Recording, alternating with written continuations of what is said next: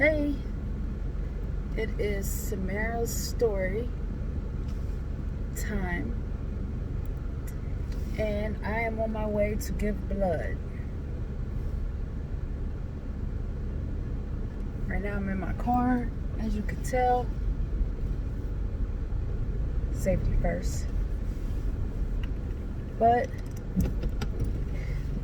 basically, my doctors wanted me to go give more blood because my white blood count was low. What that actually means is white blood, meaning your bones. You know, everything is made out of some kind of cell. You got blood, you got red, and you got white. You know, blood comes out of your arm. White is your bones. Or you can call it B cell. So, I would like to introduce myself. Again, I am Samara Stone. And I have this YouTube channel that I'm starting up. And also a Facebook page. My Facebook page is Samara's Story. Also have an Instagram. It is Samara_story. You can follow me on any of those channels. Subscribe, please. Like and share. I am basically sharing my story about lymphoma cancer.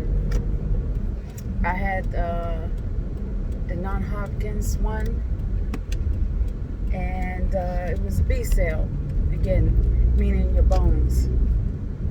So, August 10th, I went for my 3-month follow-up after getting the great news that I'm in remission, and they did blood work. I seen my doctor. We discussed things about how am I feeling and went over the lab work. So again, my B cell was my white blood cells was low, and basically it's nothing that I could do to obviously get them to come up. It's just my body isn't producing them as they should. So obviously they have a range of numbers they look for, you know, to make sure that those numbers are in alignment. So when they aren't good, they'll double check maybe once or twice just to make sure, because it could have been that day where they may have caught me on the low side, but that's why they check more than once. And if they don't come up, I will have to get a blood transfusion. So in December of 2019, I took myself to the ER in my city of Youngstown, Ohio, and I just wasn't feeling right. I'll tell you more about my story as my channel grows, but right now I'm just gonna skip fast forward, and basically I found out I had cancer. Again, non-Hodgkin's lymphoma, mediastinal meaning chest, primary aggressive, and B cell meaning white blood cells, aka bones.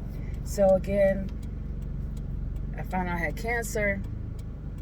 I had to do chemotherapy. I lost my hair. As you can see, it's growing back. My hair has been growing since the end of May of 2020. So I got a couple months of my hair growing. I'm happy. I lost my eyebrows, my eyelashes. I mean, everywhere. I lost my hair everywhere. So it's a good thing that I am, progressing in the right way. But again, I have to go give blood now because my white blood cell count was low. And they just want to make sure that I'm okay. I've been feeling weak lately, and I can explain why. If your blood count isn't high enough, that means, different things aren't as strong or as where they should be. So, of course, dealing with bones, if your bone count is down, basically, you don't feel strong. It's like, imagine a tree with limbs, branches. Some of them may look strong and some of them may not. You get enough of wind and knock those branches down, which in turn, obviously, that one wasn't strong. So you definitely want your bones to be strong. They always tell you drink milk. So in my case, I can't drink milk and I'll be stronger. They want you to eat a good, healthy diet, obviously, because it can help you with feeling better. And you need nutrition in your blood, your red blood cells, to carry that nutrition throughout your body. You want to be able to try to do what you can. Now, when I was dealing with chemo, it been times where I could not eat. I didn't feel like it. At times I felt weak to the point where I just couldn't eat. It's not a good feeling. Sometimes some people feel like, oh, I just don't feel like eating. Well, this is like on a whole nother level. You don't want to get up sometimes when you're dealing with chemo, and everybody experiences different. But for me, receiving chemo wasn't the hardest part. I had 4 20-hour bags. 4 bags of 20 hours pumping into my body. So I had to stay in the hospital for 4.5 days. And it wasn't that bad. I had wonderful nurses. They came and checked on me. They, asked me how I was feeling. They would check my vitals. Every day they would take blood just to check those vital signs and, checking my blood count, checking my potassium, my iron, all that good stuff. And they just want to make sure that I was at a certain level.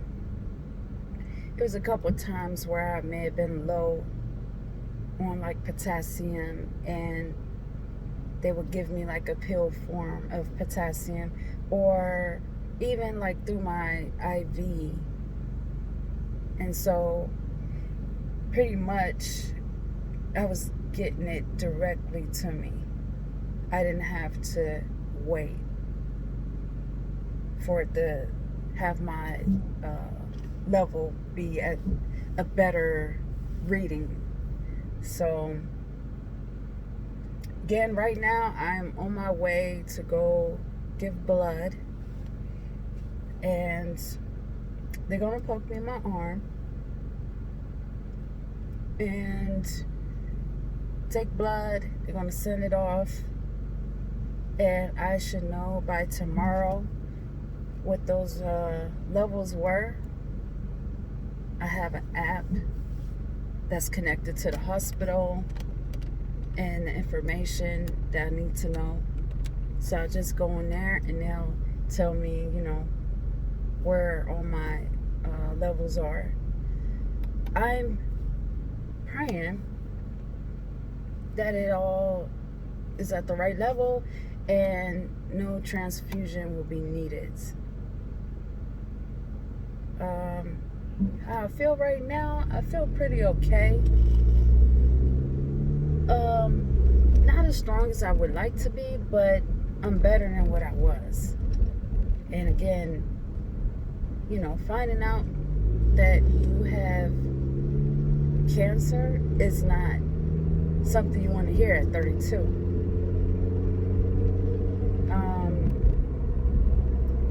I have a 1-year-old daughter, and she's almost 2. September of 2020, she'll be 2. And she really helped me with moving forward and pushing to want to get better.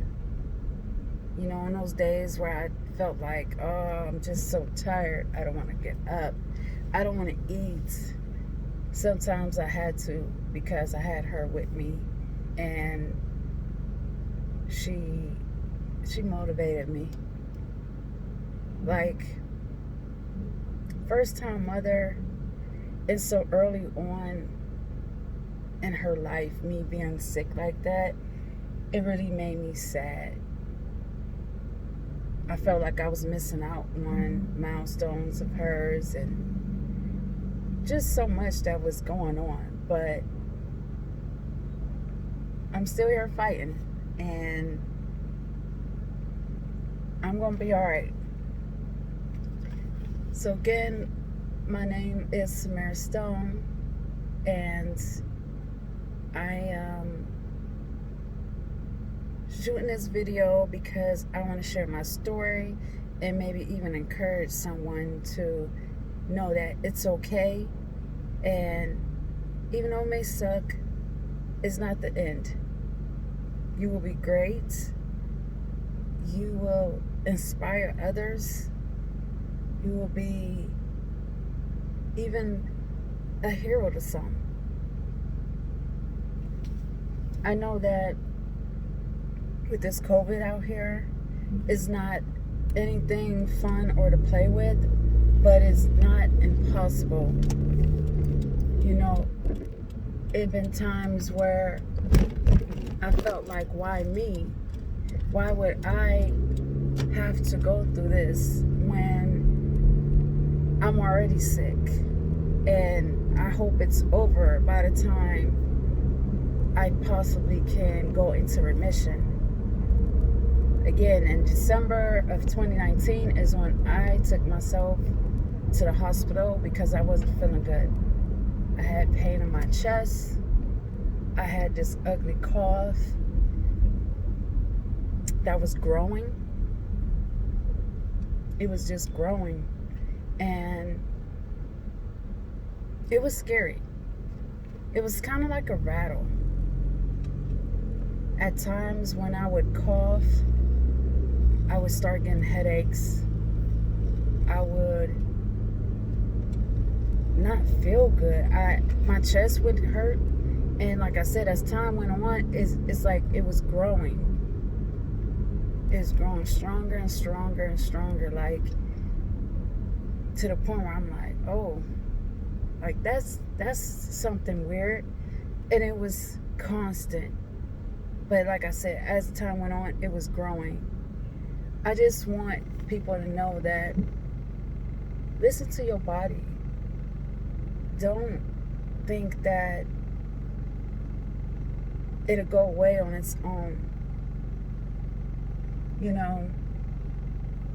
You kind of know your body enough to be like, okay, something just don't feel right, or this pain been going on for too long.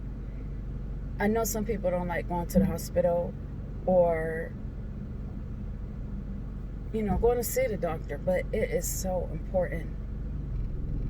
If you don't, something could be going on with you that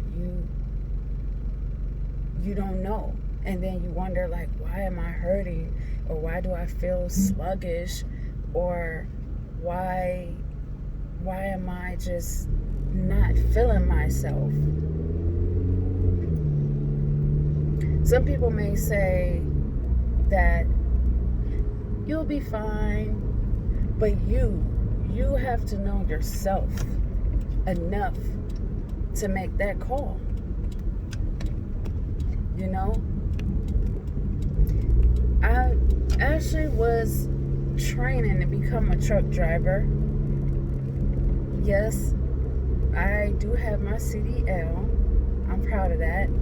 And like I said, I was training with a trainer with a company, and I'm just out there on the road, and I'm just like, okay. I told my trainer, like, God, this feels a little weird, but I could drive. I'm okay. But as the weeks kept going, I'm like, oh no. Like, something has to change, you know. It's around the holiday time, too. It's around the holiday time. But I told myself that I want to get through the training. And, you know, I want to drive. I really want to drive. I want to change my daughter's life and my life and my family around me. I didn't want to just, you know, be like other people where they just kind of just flow with whatever's happening. I wanted to make a difference in my family life, and I still will. But I was training, and I just felt like I don't feel good. And I actually went out on my own for a week.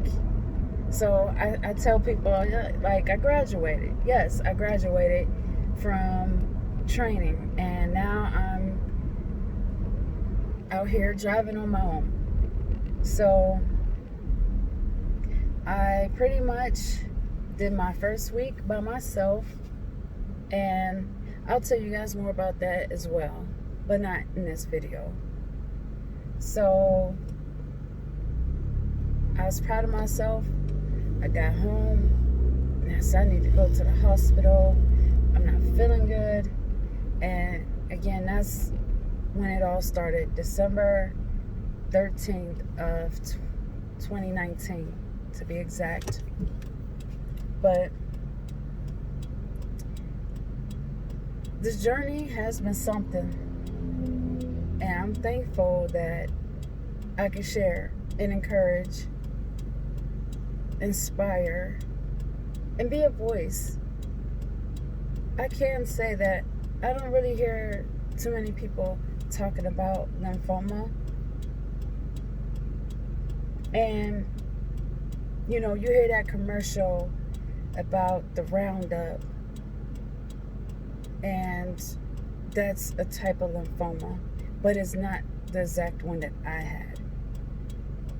I didn't mess with any Roundup or any weed killer, but I don't know how it came. It just came, you know, on its own. But I know one thing. I'm still here, and I am praying that everybody listen to your body, because you never know. And again, I'm on my way to go give blood to make sure that my levels are where they should be, and hopefully I don't have to get a blood transfusion. So again, I'll be sharing more stories with everyone. And my name is Samara Stone. My YouTube channel is Samara Stone.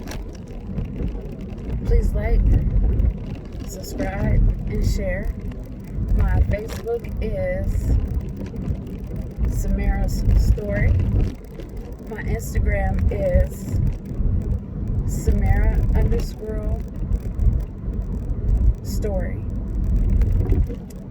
Thank you guys for watching. I appreciate you guys. And I hope you all have a wonderful day.